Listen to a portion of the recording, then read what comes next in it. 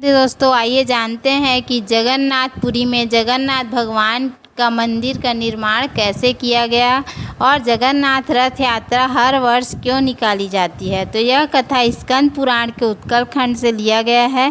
भगवान का महाभारत काल के बाद जब अंतिम संस्कार किया गया तब उनका हृदय ज्यों का त्यों था।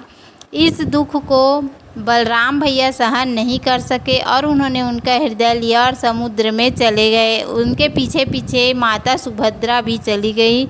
इसके बाद जगन्नाथपुरी के राजा इंद्रद्युम्न को यह स्वप्न आया कि भगवान का हृदय समुद्र तट पर तैरता मिलेगा, जिसके बाद वे एक भव्य मंदिर का निर्माण कराएंगे जिसमें भगवान का हृदय भगवान की लकड़ी से निर्मित खोखली मूर्ति के अंदर स्थापित की जाएगी। राजा का स्वप्न सच हुआ। उन्होंने भगवान का हृदय मिला। भगवान की मूर्ति बनाएगा कौन, यह चयन किया गया। तो विश्वकर्मा जी बूढ़े व्यक्ति के रूप में आए थे, उनका चयन हुआ। उन्होंने मूर्ति का बनाने की एक शर्त रखी कि मूर्ति बनाते तक कोई भी दरवाज़ा नहीं खोलेगा। परंतु कुछ समय बाद राजा का सब्र टूट गया और राजा ने दरवाज़ा खोल दिया, जिससे मूर्ति अधूरी रह गई। विश्वकर्मा जी अंतर्ध्यान हो गए मूर्ति अधूरी छोड़कर। तो राजा ने उसी अधूरी मूर्ति की ही स्थापना करा दी। मंदिर की स्थापना के बाद आकाशवाणी हुई कि भगवान जगन्नाथ साल में एक बार अपनी जन्मभूमि मथुरा जरूर जाएंगे।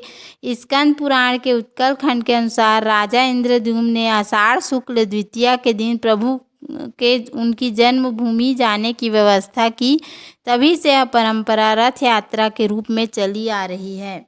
इसके अलावा प्रभु जगन्नाथ स्वामी की रथ यात्रा कब से और किस कारण से प्रारंभ हुई, इस संबंध में हमें और कई कथाएं मिलती हैं। उन्हीं कथाओं में से कुछ कथाएं और हैं, इनका संक्षिप्त में हम वर्णन करेंगे, तो ध्यान से सुनिएगा।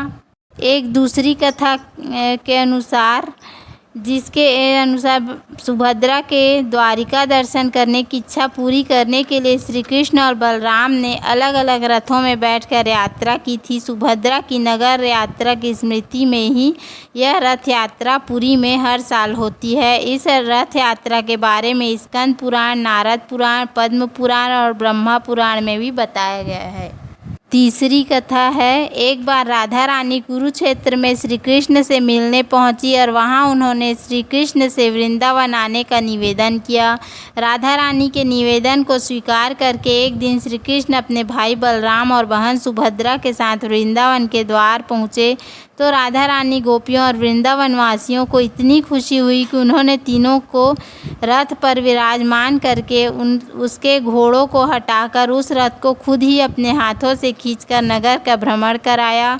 इसके अलावा वृंदावन वासियों ने जग के नाथ अर्थात उन्हें जगन्नाथ कहकर उनकी जय जयकार की। तभी से यह परंपरा वृंदावन के अलावा जगन्नाथ में भी प्रारंभ हो गई। बोलो जगन्नाथ भगवान की जय। तो उम्मीद है आपको हमारे द्वारा दी गई जानकारी पसंद आई होगी। यदि हमारा वीडियो पसंद आया तो वीडियो को लाइक, शेयर और सब्सक्राइब करना ना भूलें।